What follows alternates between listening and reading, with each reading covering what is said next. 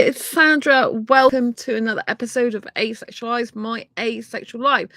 This is supposed to be for education about asexuality, all things asexual, and I share my asexual life journey in order to help you in yours. If you haven't already subscribed, what are you doing? What are you waiting for? Subscribe right now and hit that bell icon so you never miss an episode. So today's episode is a very interesting and special one that I have not talked about directly before. I've mentioned a little bit about it, but I haven't done a whole video about it. Reincarnation and my asexual journey. First of all, if you didn't know who I am Sandra Bellamy, author of Asexual Perspectives on Narcissism. So grab a copy of that one. And yes, I'm also the author of Fibromyalgia Self-Help Handbook. Go and get your copy of that as well. This is really good. Autobiographical account. So, let's get back to business of tonight's episode. Reincarnation, what is it? So, in the simplest form I can possibly tell you, it's a belief that you have been here in a past life before, in another bodily form, and you've come back in this one after death in another one, in another body, basically. So, it's a belief that you have a spirit and soul that lives on after death, and that spirit and soul basically goes into another physical being. It doesn't have to be a human being, it could be an animal being or something else. And people can have their own variations of this. Some people believe in hell, some people believe in people come back as spirits rather than a physical form like an animal or a human being. And everyone is different. So this is going to be more of a spiritual video. I appreciate not everyone believes in reincarnation, and that's okay, right? If you think I'm talking absolute rubbish and you don't agree with any of it, that's perfectly fine. And the reason I'm doing this video tonight is because I feel I need to share my reincarnation asexual story journey so far with you. It's just come to a head where I feel I need to speak about this. And I feel it's a topic that's not covered, that I've seen covered on asexual channels. And that's probably because I feel it's quite unique to me. And I think maybe if people don't believe in reincarnation, then it's possible if they don't believe it, that it hasn't happened to them or not happening to them. But obviously some people could have been reincarnated and not even realized it because they don't realize that's an option or a thing or something that actually happens to them. So some people have never heard of the concept before and others have. And this is going to be really personal, what I'm telling you. And so this is what I believe has happened, is happening for me. And I don't want to say where this happens for other people or not, because some people believe you die and that's it. There's no afterlife. Other people believe you die and then you go to be with your loved ones in heaven. And obviously this is kind of opposing views in the sense that if you die and you go to be with your loved ones in heaven and you stay there, then theoretically you're not going to be reincarnated and come back as a spirit into another body unless you were more than one spirit, like a spirit that stays with your family in the afterlife, and then you become. So I was always kind of consciously of the belief that when I die I go to heaven, hopefully, and be with my loved ones, right? Then I had an accident and I was knocked over by a moped 3 days before my 12th birthday. And it was miraculous that I never had one stitch. So I was crossing the road to go to school. Unfortunately, the bus stop was at the opposite side of the road. And I used to have 2 guys that lived near me, one of whom was my best friend at the time's brother. And they used to go at one side, then cross over. It's a very weird system because there was no official bus stop at the other side. So we used to have to wait for the bus to come the other side, then walk across the road. It was a very dangerous road in that respect. It was on like a bend. It was countryside I lived in, and so it wasn't very good because if someone comes around the corner very quickly, then guess what happens? What happened to me? And so I was in the newspaper, and what happened, I don't fully remember because I was unconscious at the time. But all I do, I didn't see the moped. All I remember seeing is a bus coming with the color of the seating. It was like an orangey brown color, and that the train was coming at the same time as the bus. And so it was kind of all these noises at once. And I just remember looking at the bus across the road, and then the next thing I know, I wake up in the ambulance on the way to the hospital, well, pulling into the hospital, and my mum's in the ambulance with me and says that I was knocked over by a moped. I had an accident and there was blood all over the road, and my head was bleeding, basically. But when I got to the hospital, I didn't need one single stitch, and I only stayed in the hospital for one night for observation. I also had like a black eye and bruising on my face. And when I came back home after the hospital, after that night in the hospital, I saw the visor. This was the visor of the moped. I saw it in pieces on the ground, and my own blood all over the road. That little part of the road, it's like a bend. And that's quite weird, seeing your own blood and the aftermath of the accident that you were in that you don't even consciously remember because you were knocked out, but you're unconscious. That was 3 days before my 12th birthday. I was in the newspaper when I got gifts sent by the people in my school and a card signed by loads of people. Now, at the same time, I was being bullied at school, and some of the people who weren't nice to me had written in this card. So that felt really, really weird and strange. And some of the gifts were people from friends who weren't really my friends, if you know what I mean. So that was very surreal and strange, as was being back in the life. And in that experience of being unconscious, basically, if I'd have died, there would have been no conscious life after death. My death would have ended, or my memory would have gone. Everything would be non-existent anymore. So that made me question our mortality, if you like, our immortalness. It made me question, like, is there even life after death, or is that it? Does it just end? Because there's no light at the end of the tunnel. And I found out years later that apparently the ambulance driver, he he like slapped me because I was getting delirious or something. I was going like this. And my mum said that the ambulance driver said that she could have reported him for doing that because he's not supposed to do that. And I kind of feel like I remember the feeling of like doing this. So I must have had some consciousness about myself, even though I don't remember it. But it did make me question things like, had I died then, that would have been the end. I wouldn't have thought of anything, felt anything, it would have gone. And that's all that I would have had to my life. It would have just been like nothing. So when something happens to you like that, that's very traumatic and hugely significant in your life, it's kind of weird.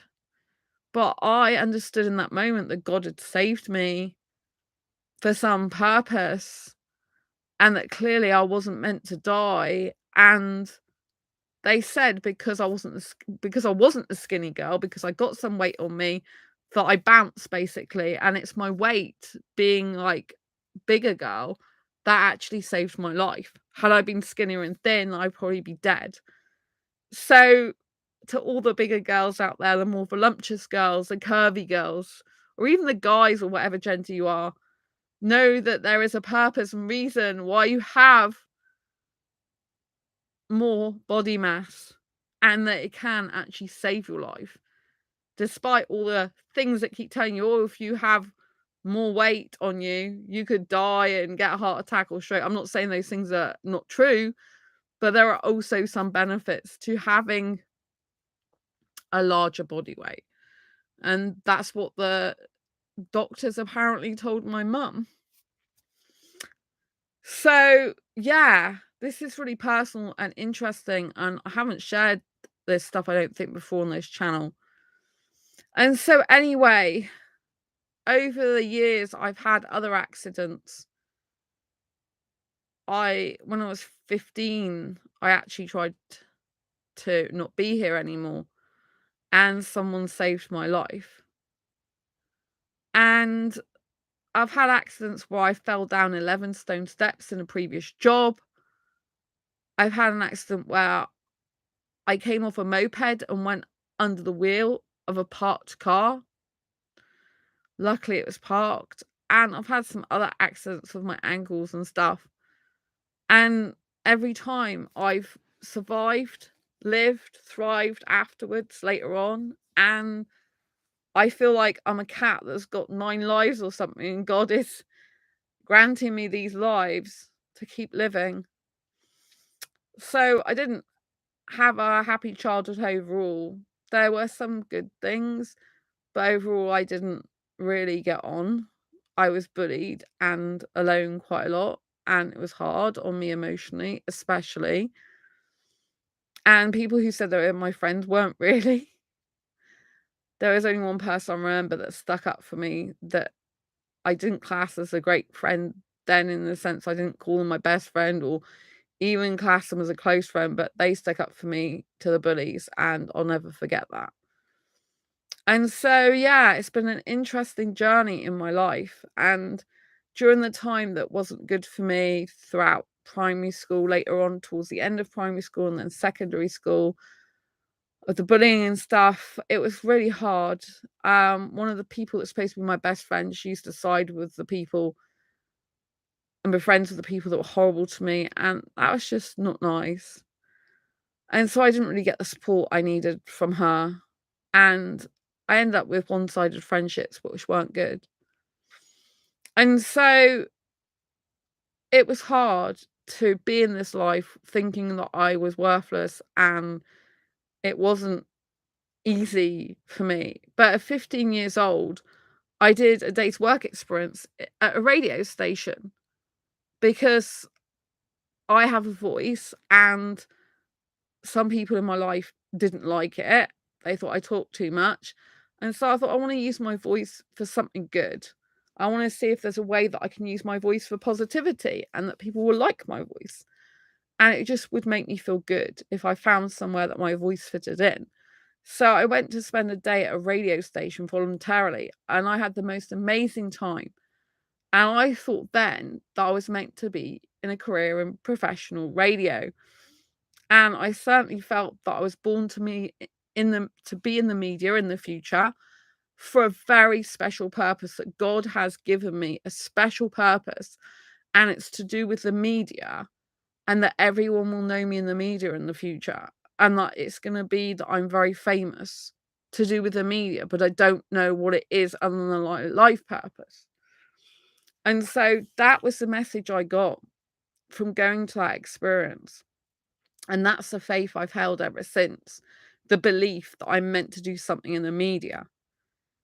And no matter what comes up my way, I have to be led by my intuition. And so, in my intuition, so I had to move my legs then. In my intuition, like I said, at 15, I knew I was born for a special purpose. Now, it's not normal, really, for a 15-year-old girl to all of a sudden have this thing in their mind come to them that they were born for a specific purpose. This is a spiritual thing. It's like a spiritual gift from God and the universe that you're told something, but it requires complete faith and dedication to your belief in that belief, because you don't know why you believe that. You just do. And so that was the first and the very kind of only time when I was 15 that when I say only time, the first time that I've held in my mind and my physiology and my brain for so long, is that's when I knew I was born for a special purpose, when I was 15, and it's to do with the media. And when I was around 16 years old, I went to volunteer at hospital radio, and I became a hospital radio presenter. And I ended up doing my own show. So I did a show which was like the request show for the older people. And then I switched to a different radio station when I was at college, and I did a kids show, so complete opposite age group. And I used to buy prizes out of my own money for the kids. And I used to do that and deliver the prizes before I caught my train home. And so this went on for quite a lot of years.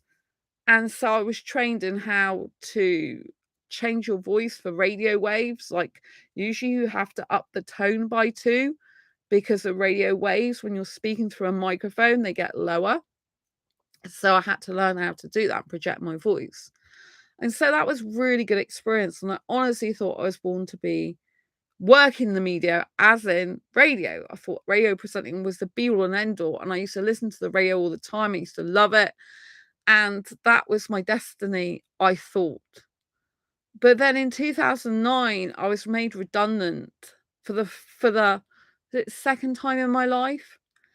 And I realized in that moment, when I was redundant, after I struggled emotionally with that, that I was actually born to write, and that writing is my actual life purpose, particularly writing non-fiction books that change lives.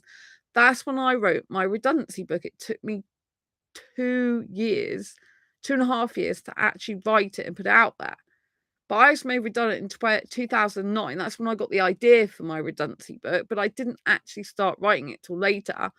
And it wasn't published till 2015, and it took me 2.5 years to write it.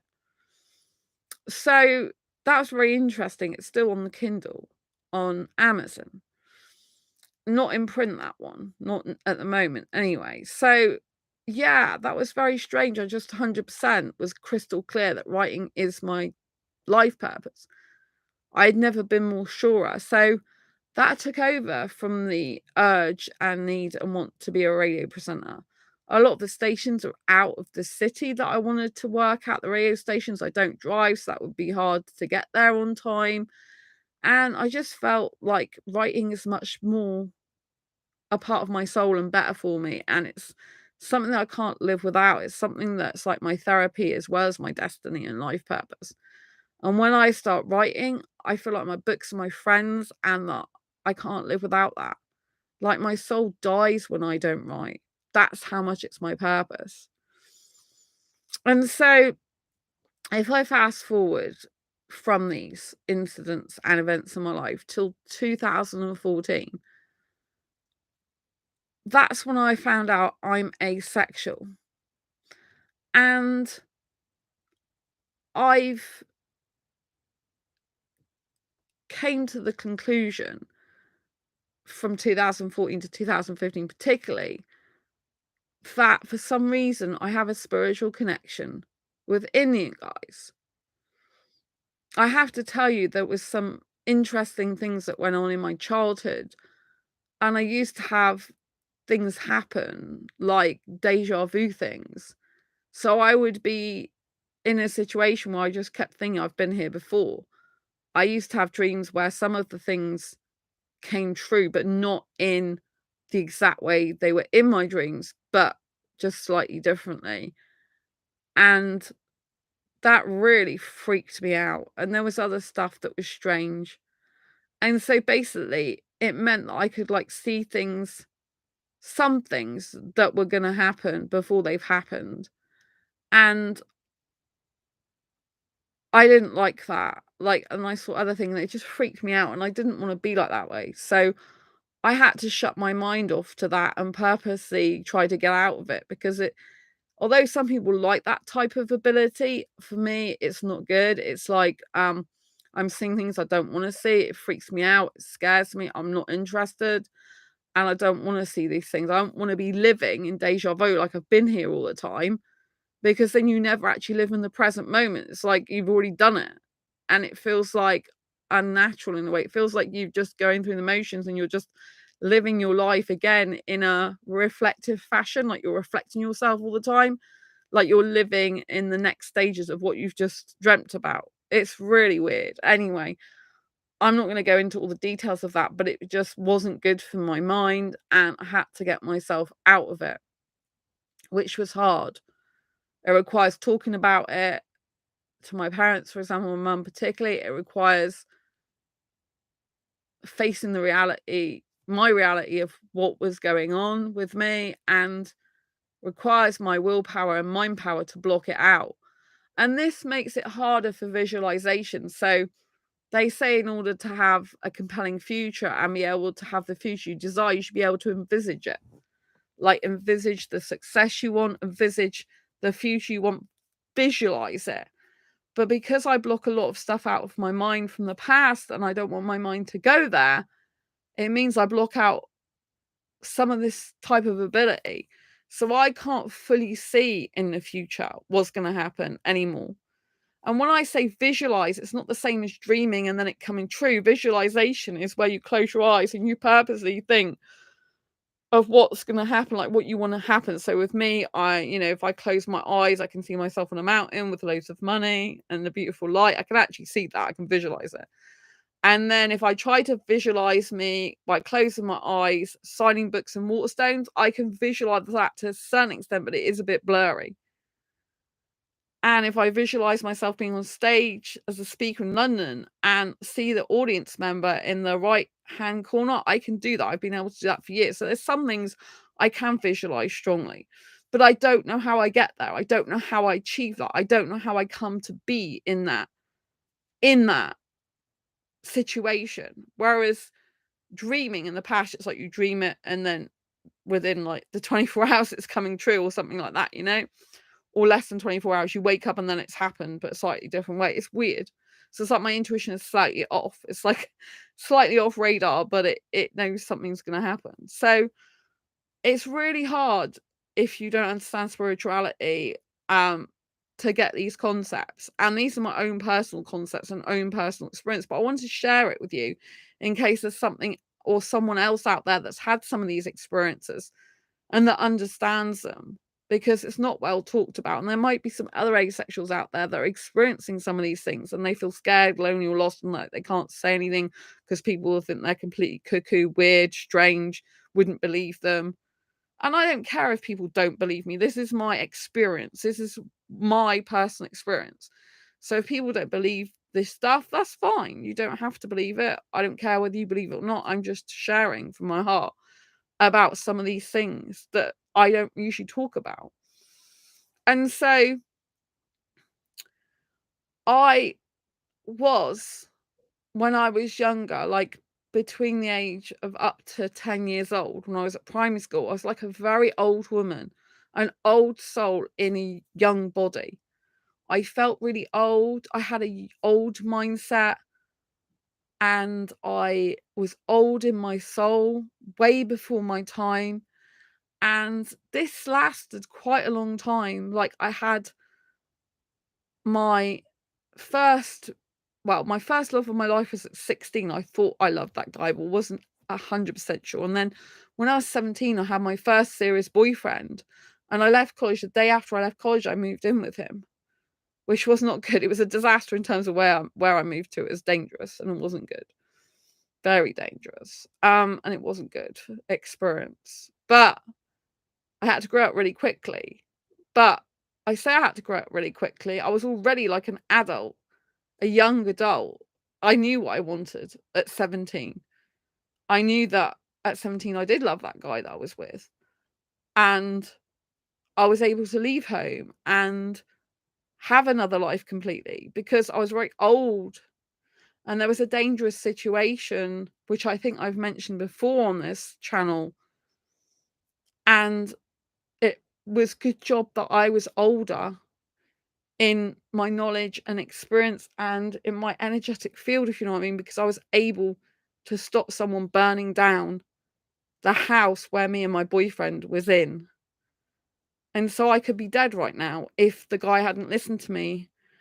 And I left home So I hadn't left home at 17. I left home at 19. I got my boyfriend at 17. So I was with him for a couple of years before I left home. I left home when I was 19. The day after I left college, because I finished my education, I went to live with this guy. So I was 17 in my relationship with him. By 19 years old, I left home. But it was a rude awakening because I moved to the city. I didn't know the city very well.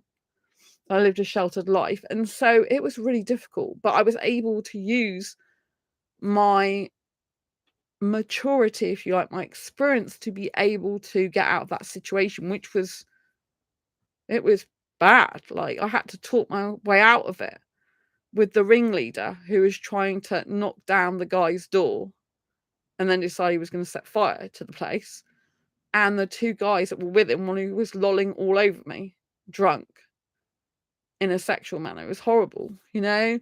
And my boyfriend at the time did absolutely nothing. And so it's only because I was really mature and able to be older that it served me well in that situation. And so I was always kind of this older soul. And even with my boyfriends at the time. And when I would say that in my last long-term relationship, I was probably a bit younger because we did younger things together. But I didn't actually come into my own younger self and realize that was this younger being in an older birth certificate age till I went to my first business seminar in 2012. And it was there that I went to see a Success Resources event. And there's this guy called Tony Robbins, otherwise known as Anthony Robbins, and he's one of the world's leading coaches. World, I'm talking about. He's very, very famous. And he taught us to change our state through movement and music. And when I started doing that, bear in mind, the previous year, my long-term ex had split up with me. He even came back at the beginning of 2012. Outside my flat accidentally on purpose. Anyway, that didn't last long because I had been diagnosed with fibromyalgia then in January 2012, and I had guinea pigs at the time. He hated guinea pigs. He was jealous of my previous guinea pigs. And so that was the end of that. And he liked to have something wrong with him that's worse than what I got because he was narcissistic.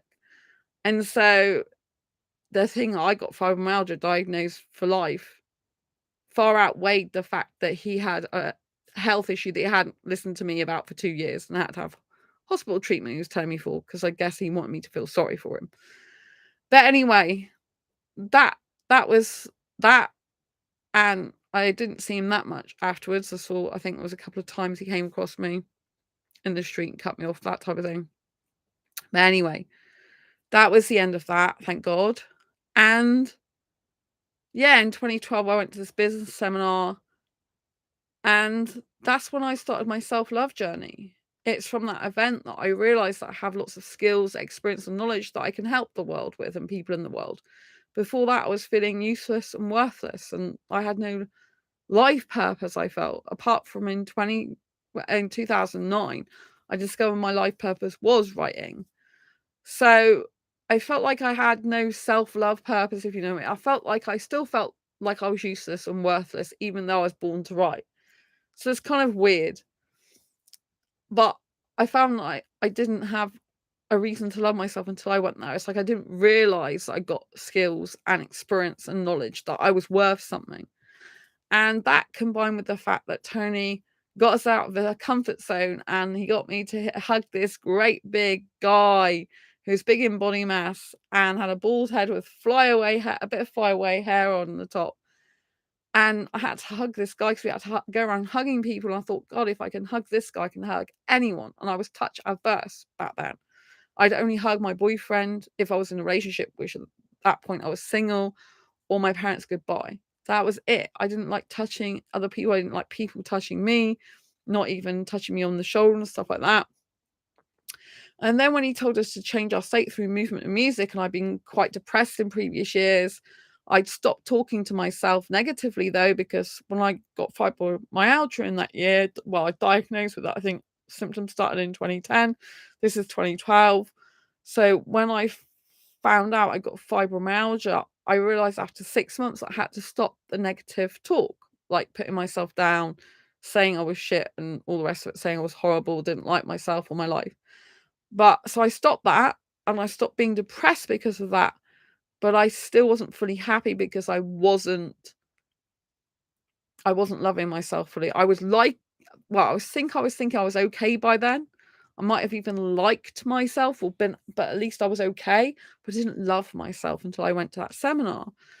And then, like, as soon as he said about the movement and music, and I started to do this dancing there, I just knew in that moment that I was born to be a younger girl, not this older soul. Like, it was like a rebirth, like this older version of me in a younger body kind of died in a way. It was like a metamorphosis. Like, it was like that was my past life, then that was the start of my new life in my younger soul version of me in an older birth certificate age. So I kind of swapped around, and I did a coaching course with the Coaching Academy in the UK, life coaching course, and that's when I learned about NLP, and I reprogrammed my mind to be happy being single and then to be younger.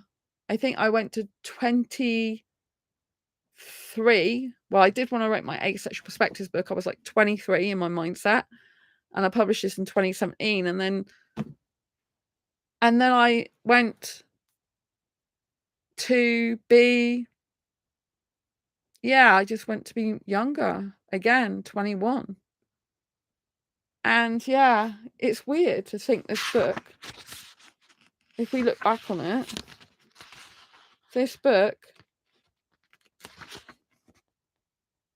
this book was published in 2017. And it's just strange that I went from 23 to 21. And I kind of skipped, because in 2017 was when I went to Disneyland Paris. I had my 21st mindset birthday. But when I originally published this, I published it in January 2017 in the Kindle version, then moved to print. So I kind of was already changing my birth certificate age to be younger in April, but I'd already written the book in January, if that makes sense. So I kind of skipped 22 out. And I've been like 21 ever since. Like, my mindset is 21. I live like a teenager. I wear a lot of younger clothes, do younger things, like younger guys. And I have no shame in that, because it's who I am now. So years ago, I did like guys romantically who were the same age as me or a little bit older, like 1 year older, something like that, maybe 2. And I have been with someone who was like 3 years older than me. And so just that little bit older than me or the same age. And then my last long-term ex, he was 3.5 years younger than me, but looked at least 10 years younger than he was. And he was thin. And I guess I got used to that type of body, a thin guy. He had long hair when I first got with him. And I also got used to a guy who looked younger. And like I said, that was kind of a younger relationship, because we used to do younger stuff together, and he did look younger. But I wasn't my younger self until I went to the event after we were split up. And so it's been a really interesting journey. And since I know that I'm a younger girl now, and that I don't do cooking or cleaning for a guy, I live like a student teenager even here. And it's very apt that God decided to send me to this place where I live now in a masonette, which is directly opposite student accommodation. So I've got student accommodation at the back there and all around me, although the students have left, some of them now, a lot of them, they're empty places, because students have either left to go back home to another country, or they've finished their studies completely. And so here, like round here and round there, like in an L shape, is all student accommodation, and there's accommodation for students up there. So basically I'm surrounded pretty much, round like this, surrounded. And so it's very interesting for me. And I do like noise more than quiet. I've got sent to a noisy part of the city, really. Although I put some soundproofing in without touching the structure of the building lately, which helps a lot. So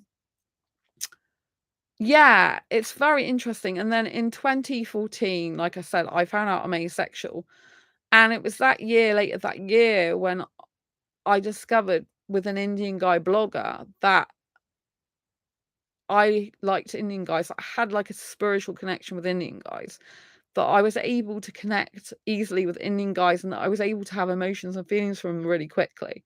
Doesn't mean to say that was healthy for me to do that, but that's how it was. Then in the previous year, I came across an Indian asexual guy and I felt heartbroken because we were talking. And then after a few messages, it ended, but I developed feelings for him quickly because I'm a hyper romantic. And then since then, my journey of discovery of myself has gone on. And I feel like I've known an Indian guy in a past life and that I've been reincarnated, along with I've had a problem with nightmares since being a kid, but I did have a forceps birth. I was a distressed baby in the womb, if you like, for I think about 15 hours. From my mum went into labour around 9:30 a.m. on the 23rd of April. I wasn't born till 3:27 a.m. the next day on the 24th of April. And my mum had to have extra oxygen rather than painkillers. That's really difficult for her. And so I had pre-birth trauma. Like, I was traumatized in the room. I didn't want to come out, and I had to have metal clamp either side of my head, which can't have been good for my skull. And my mum only told me about 3 years ago that me and her had a 50-50 chance of living. My parents lost a baby, and 4 years later, I came along, even though they were told they couldn't have kids anymore. So I'm like a miracle baby that came into this world in a distressed state. And I've had bad nightmares, which my mum thinks was to do with the forceps birth. But I believe it's because in my past life, my life ended in a tragic ways, like not natural ways. And that would account for why I was distressed when I came into this world, if you know what I mean. If I left the other world in a distressed state because my life ended in a bad way, then struggling to come through to this life and being in kind of like a really distressed state and not being able to come out and breathe properly, if you know what I mean. I had to have extra oxygen for me to breathe, would make sense with the past life. I have not done any past life regression work. That scares me, to be quite frank with you. I feel like I can't open up my mind like that. I feel like I have to leave the past behind me. That's how I feel at the moment anyway, and that this is a life I have to focus on. Now, in this life, I believe I was born, reincarnated, if you like, to serve and help asexuals. I believe I was given the mission by God, the world and the universe, if you like, to get asexuality recognised as a sexual orientation in its own right throughout the globe, so that no asexual has to live in fear of ridicule ever again. And I feel that's why I've been blessed with all the experiences I've had. I say blessed with a tongue-in-cheek, if you like, or a sarcastic kind of slant, because I've been through some real pain, a lot of pain, hardships, heartaches, and difficult things, some of which other people might have gone through, and a lot would probably be like, how the hell did you get through that, you know? And so it's been really difficult ride, but because I've had sexual relationships in the past, I thought it was heterosexual for years of my life, because I had my first boyfriend at 6, which I don't think is normal. I was passionately kissing him. He wanted to do sexual exploration, which I was horrified about, but unfortunately let him do due to pressure and lack of self-love back then. I felt invaded and horrible. And then when I was 17, I had to have counselling, and that came up in counselling, and the counsellor was just like, oh, that's doctor nurse, that's normal. I thought, this is not normal. And so all the experiences since I've been a child, basically up to present day, I feel that they all help me to be the best advisor for asexuals, the best experience for asexuals in terms of being me. I can't say I'm the best out of everyone. There's loads of different types of asexuals. There's people whose channels are more popular than mine, got more subscribers than mine, but I'm the best that I can be for asexuals, and I bring the worlds of heterosexuality and asexuality together, and it's my job and mission given by God to get asexuality recognized globally in its own right, which means I have to get through to heterosexuals. And I believe that's why I've had this life in this life of sexual relationships with heterosexuals, so I understand both heterosexuals and asexuals, and I feel like I've got some different types and bits of asexuals in me, asexual types, so I'm able to serve all asexuals across the spectrum, ranging from those who are sex repulsed all the way up to those who have some arousal levels. I don't experience sexual attraction though with that, and have grey areas, if you like. And I understand how sexuals love sex, even though I personally hate it, and I wish that they didn't love sex as much as they did. And I wish there was more that didn't love it and want it or need it. Because I love kissing. I couldn't live without kissing in a relationship. So I understand that some sexuals can't live without sex in a relationship. It's just the way it is. It's not very fair in some ways, but it's the way it is. And so I think I'm there to bridge the gap. And I know that I'm here to get it recognised in its own right. And that's quite a solo activity mission in a lot of ways. I say solo, I've got you here, and I do need your support. And every comment, every supportive comment, every encouragement on this channel just gives me the power and the strength to keep going. It's like you lift my superhero wings up of ace fibro girls so I can be the person I need to be to get asexuality recognised as a sexual orientation in its own right globally, so no asexual has to live in fear of ridicule ever again. And I truly believe that's what I was put on this earth to do. God and my spirit and my spirituality tells me that. It tells me this is what you're born for. This is why you were given the gift of the voice you have, the voice where you're able to talk a lot, because you're meant to be a speaker. You're meant to be a global thought leader. You're meant to be out there promoting asexuals, talking about asexuality, getting the word out on a global scale. And what I want you to do, Sandra, is to keep pushing, keep going, keep getting more courageous, more brave, speaking out more, getting on more podcasts, doing more things for asexuals. I just want to keep pushing myself and writing more and more books for asexuals.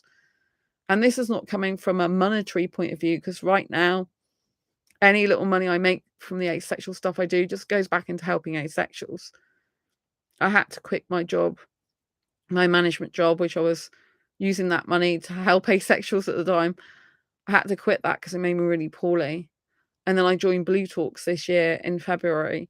And that's given me fantastic opportunities to get on top rated podcasts. Oh, it's really hot and sweaty in the UK. Excuse me. And, that's given me opportunity to get on lots of major podcasts. And, now I'm applying for TEDx, and I'm going to be a speaker at Oxford University. I've got a chapter coming out in the new Ken Honda book with them. And joining that was the best investment I ever made. And it's only because I left my previous job that I'm able to do what I do. Like, I had this opportunity come along and I invested in myself heavily. And this is how I've come to be where I am. And now I've kind of think back to when I was like 17 and at college, between 17 and 19, I was quite outgoing, outspoken. I was pushing myself in the media. I had a lot of work experience in different types of radio stations, the BBC, commercial radio, hospital radio. I was pushing myself to get into newspapers and magazines. So I had, to get into that industry of working in them. So I had a lot of work experience. And I loved that being in the media. I was always pushing myself. So I kind of have that notion that I've got to get that fire back in me. I've got to get that drive and that ambition and determination back in me, fully aware of it, and pushing myself even further and seeing how far I can go. Because I have an anxiety condition, generalized anxiety disorder. So it means really seriously pushing myself through my fears and barriers and stress and all that type of thing, because I believe I was born to speak. I see myself as a speaker on stage, and not, for example, excuse me. And I see myself as a speaker for a while. And I used to get really upset that I'm not reaching my full potential like that. But since doing Blue Talks, I'm doing 3 speaker programs with them. I've got the best chance ever of becoming a global speaker, even from the UK, and thought leader. I just feel so much better. I feel like I'm on the right track with that now. It might be a slower track than writing, because I'm in the writing business. And I also know and believe that I'm meant to have a book publishing business, which I have got, but I need to expand on that, write lots of titles. And then when I'm not here anymore in this life, I'll still be saving lives. Long after I'm gone, that's my legacy, my huge legacy. Lots of books out. I see that. I visualize that. And so I very much feel I've been reincarnated. I've been here before. I feel that God and the universe has put me on this earth in this bodily form to fulfill the life purpose of helping asexuals, and book publishing is a huge part of that. They go hand in hand. So when I write books for asexuals, I just feel so good. And so in terms of like the Indian guy, like what happens with him? So I feel I've been with an Indian guy before in a past life. When I'm with Indian guys, it's so familiar to me. It's like being in a comfy armchair. It's like I'm being with my family again. When I'm in Indian groups, even in the UK, I'm in this life, to my knowledge, I've not got any birth certificate connection with Indians. But I feel in my soul I'm Indian in part because I'm very different to Indian culture. Like, I don't want sex, don't want marriage, don't want kids, don't like to live with my parents, prefer to live separately. But I love Bollywood music. I love Bollywood films. I love Bollywood parties. When I go to Bollywood parties, it's like I'm meant to be there. It's normal for me. When I'm in Indian groups, it's normal for me. When I'm around the Indian guys, it's so comfortable for me. It's like they're a part of my family. It's really strange, but yet my birth family, my parents, I love them to bits, but we are so different. It's like we're from two different families. It's really strange. Like, we're nothing like each other, apart from I'm physically got some of my parents' features. But other than that, like, I am extrovert, they're introverted. I like noise, they like peace and quiet. I like talking a lot. They rather watch TV than talk to each other, really. That sounds really bad, doesn't it? But they spend more time watching TV than having conversations with each other, really. They do talk to each other, of course, but you know what I mean? They love the TV. Whereas I'd rather switch off the TV and have a good conversation with people and not be distracted by that type of stuff. My mum loves TV, and I don't like watching TV. My mum watches the news religiously all the time, and I don't watch the news.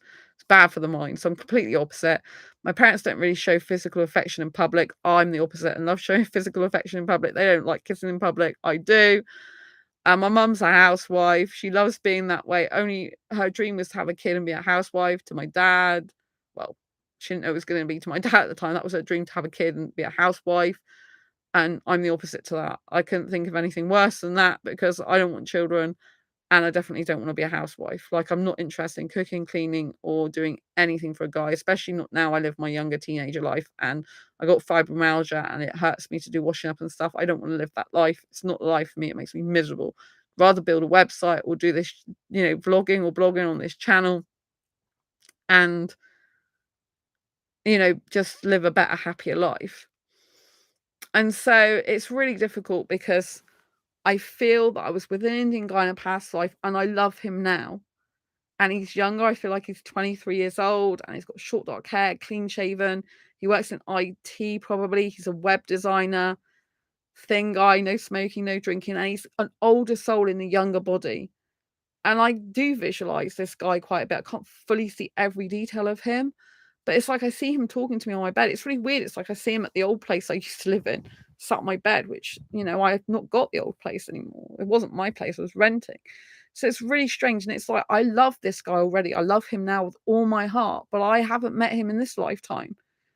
And I feel that I must have loved this guy horrendously, if you like, or maybe that's not the right word to use, amazingly, like fully in the past life, and that we were really close and in love, and something happened that's tragic, and something happened to me that's really bad, and I came through to this life in a real struggle and a panic and couldn't breathe properly, and I was, and it was just really difficult for me.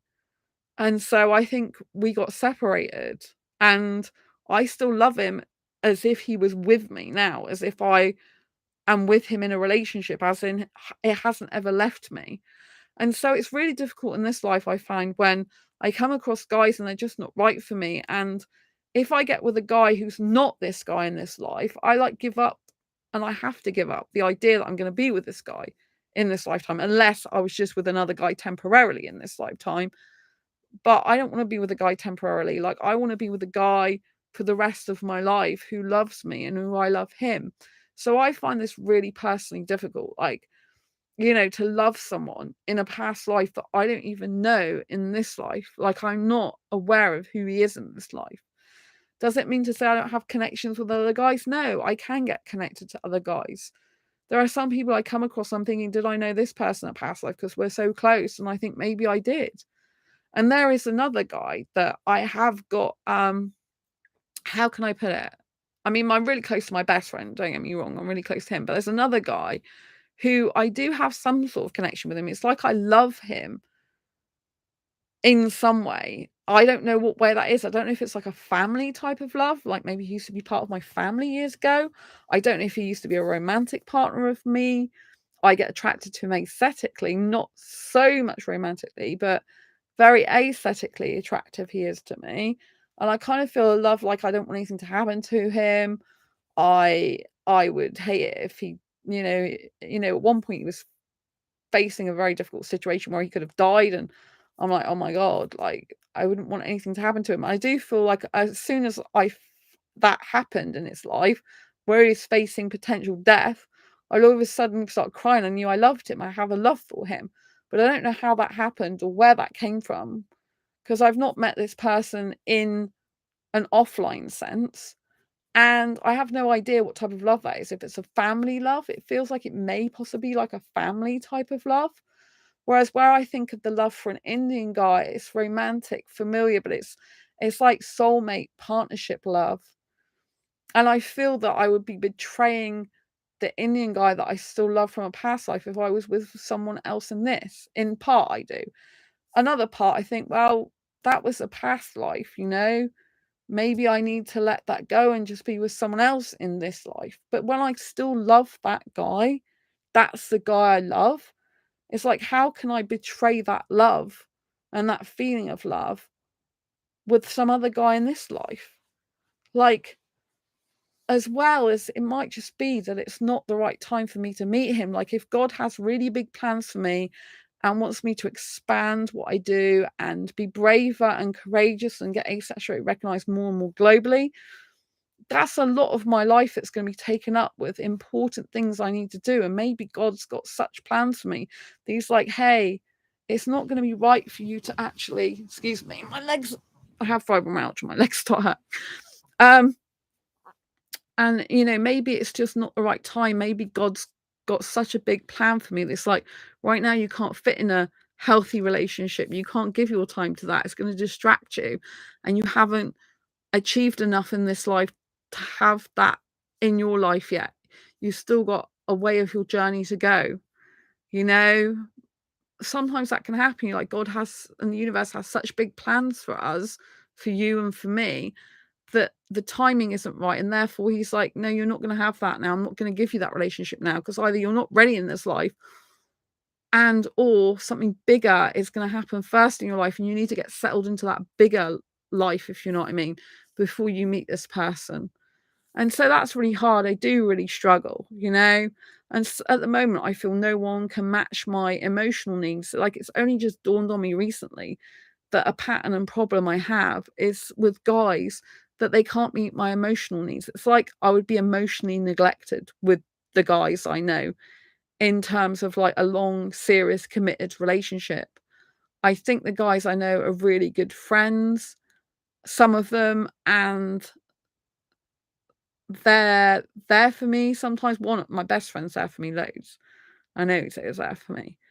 But in terms of a romantic relationship, it's kind of like I realize the guys that I come across, they might be physically fit or very good at business, but they don't really have, or they're not aware of how to get, or they're not displaying emotional intelligence. And it would be like my emotional needs would be neglected, and I can't have that with myself. I need a guy who's really kind, caring, sensitive, not someone who's a joker and doesn't take life seriously. I need someone who really cares about me and who's deep emotionally connected with me.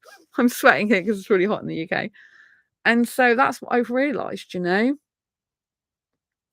so I don't know exactly where that leaves me, other than I know that I'm pushing myself more and more to help asexuals more, to be more courageous, to speak more, to get on more podcasts, to get in the media a lot more. And I'm pushing myself, and I'm trying to, well, I do visualize myself on being the front of magazine covers, for example. And I see myself on magazine covers. And I just think you're born to be in the media, Sandra. You're born to speak out. You're born to have a really big voice. You're born to be in the media. You're born to speak. You just need to keep pushing yourself to become more and more confident in these areas. and everything's going to work out. You'll need to live into your true desires, into who you're born to be. You need to be stronger, and I'm getting stronger, but I still think that I lack full strength. The full capacity of my strength is lacking. Like, I haven't reached my full capacity of my strength yet. Like, my confidence still needs to increase. I still need to keep pushing myself forward. I still need to keep pushing through my fears and boundaries. And I need to fully embrace my uniqueness, my masculine taking action traits, if you like, my determination to succeed, my essence and my being. And only then will I truly succeed in my dreams. And that means getting asexuality recognized globally. I need to change history. Like, this is my why. This is what drives me all the time. This is my mission, to get asexuality recognized globally as a sexual orientation in its own right. In its own right is so important, because people who are not asexual, who are not in the LGBT plus community, they won't understand asexuality. They won't understand that some people that don't experience any sexual attraction don't want, like, or need sex. Because if it's just clumped with LGBTQIA, which it is, because as the A stands for asexual, but if it's only recognised as that, they'll just be like, oh, you're like lesbian or gay, and that's kind of how they'll palm it off. They won't understand that asexuality is a sexual orientation that's based on lack of sexual attraction, lack of sexual desire, lack of sexual interest, if you like. They'll just think, obviously, asexuality is a spectrum, but we need to get it through to the general population at large that there are people that genuinely don't like, want, or need sex. This is to help prevent rape situations and sexual abuse situations.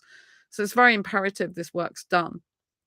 And so we need to be looking and ploughing forwards to the future. And I believe I'm here in this lifetime to make this happen. And it's difficult. It's like, will I meet my Indian soulmate, who I believe is asexual, in this life? Or will I just be here to fulfill my life mission? I kind of think that if I fulfill my life mission, I'll be gifted with the guy that I'm meant to be with in my life. But I could be spending my whole life doing this life mission. So it's like, when do I actually get rewarded for doing the work I've done so far and celebrated in all my achievements so far with this, which are huge, which I think we should celebrate our achievements. I'm not helping asexuals just to get my guy. Far from it. I mean, he might not be asexual. It's possible he could be heterosexual, but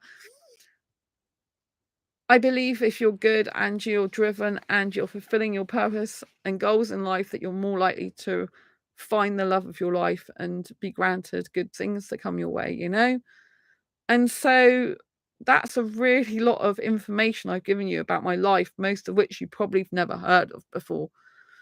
And I just find it difficult to be loving the guy I loved in a past life, yet not have met him in this one. That does make me sad. Sometimes I do cry, and that's a very vulnerable thing to share with you. Sometimes I do cry because I'm like, where is that guy? Where is he? Like, because I feel him, I love him, and I miss that time that I had with him back then. So it's hard for me, because there are other guys that come into my life, but they don't even come close to the feeling I had or have with him, to the understanding, to the graciousness, to the bond, to the stability with him, to the security with him that I had, I believe, in a past life. None of the guys so far match up to that. None of the guys are that interested in me in that way, not in that deep connected way, not in the sense that you're my best friend and I love you and I'm romantically attracted to you and I want to kiss you and I want to build a life with you and I am with you and I'm steadfast and strong with you, and there's no doubt about that. Guys who cause confusion, doubt, guys who are in and out, wishy-washy, flaky, 1 minute hot with you, really like you, the next minute you don't even hear from them. This is not the type of guy you can be secure with. You can't be in a secure, happy, healthy relationship with a guy who's not displaying traits and qualities of you knowing where you stand with him, you being secure with him, that he's always there and got your back. Like, when I think of my Indian soulmate, it's like we've always got each other's back. We're bestest friends. We can talk about anything and everything. Nothing's off the table. And he's an old soul in a younger body, and I'm an younger soul in an older birth certificate age.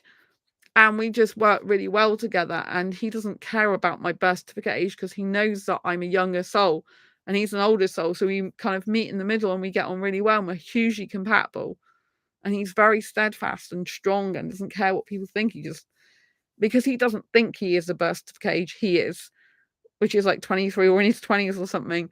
He thinks he's older in his soul, so he visualizes himself as older. And I'm like younger in my soul, so I don't care about my burst of cage. That's irrelevant. It's just the bond and the love we have between each other, if you know what I mean.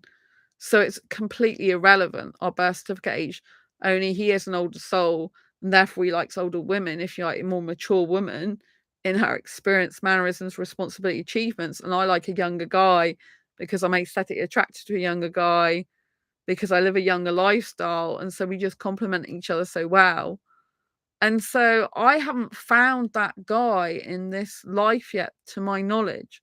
I haven't found that guy that's steadfast and strong, who loves me as much as I love him, who is independent, but also very much my other half. I haven't met that guy in this life. And so it's very strange. It's almost like living in parallel lives, but it's not. I'm very much in this life. I don't think about, I'm not saying parallel universes don't exist and multiverses, because apparently there's more evidence coming out to say they do exist. But for me, my past lives are over, and I'm living this one present one at the moment. I'm not thinking about other ones. That would be not good for me to think of other ones, because I need to concentrate and focus on this one and my life purpose and mission that God and the universe has given me, to just get asexual recognized as a sexual orientation throughout the globe, so no asexual has to live in fear of ridicule ever again. And if I come back in the future, I think asexuality will be widely recognized. It'll be like globally recognized. It'll be normal. It'll be normal for some people to be asexual. They'll probably have like androgynous people more as well, like because if it goes robotic and AI, they'll probably have a lot more people that aren't sexually attracted, and maybe a lot more artificial intelligence that aren't sexually attracted, because they don't need that type of stimulation to be happy and to live, if you know what I mean. Because AI is going to evolve into being like beings, I guess, in like sci-fi movies, which is quite scary in some ways. So I probably will come back again. But in this lifetime, this present life, I'm born to help asexual. I think if I come back again, I'll see my previous work. I'll be thinking about, there's something from a past life, which is this life, that's familiar, and that's asexuality and books I've written. So it's kind of weird. I'm thinking, have I written any books in previous lives, like under a different name that I don't know, that's already on Amazon or something? That's when my head starts getting a bit weird and spiraling off, and I'm like, don't think about other lives like that. You're present in this one. I am very present in this one. I know my life mission in this one, but it's very difficult when I believe I have a romantic, probably asexual Indian soulmate, and I love him already. It's like, how can I be with any other guy when I love this guy? And where the hell is he in this life? You know what I mean? It's very strange and weird. It's very strange and weird. And it's disappointing when the guys I come across are not him. It's disappointing in a way, but then it's good in another way, because it means they're not him. So I still know he's out there, potentially, or is out there somewhere. And I believe probably he's younger than me in burst of age, because he's come through from the previous life later on. Like my life ended in a tragic way, I think, in a previous life, or lives. Probably in quite a lot of lives, but particularly the last one I was with him. And therefore he came through later to this life. He probably outlived me, or lived a lot longer than me. I don't know if he married again, or if I was married to him. I don't know if I would have had kids in the previous life. I have no interest in having kids in this life. Wouldn't surprise me if I was married in a previous life, in the sense that it did used to be familiar to me, that type of feeling years ago. And I am good with kids, but I've never wanted kids since I was 15. So I kind of like, I know I would make a good mother, but I don't want kids. I don't want to dedicate my life to that. And no, it was really weird, because I was in the city earlier, and this woman was not very good to her kid, but she was swearing, she was getting very angry with him. And then literally she was saying behind me, shouting, saying, "Oh, don't ever have kids, because they effing ruining your life. So if anyone's listening to this right now who hasn't got kids, don't bother." And it was like, it must have been for me. She was literally directly behind me with their kids and this other woman. So it's like she was telling me, and I'm thinking, yeah, I already know that. But actually, I would never speak to a child like that. I would never make them feel shit about living.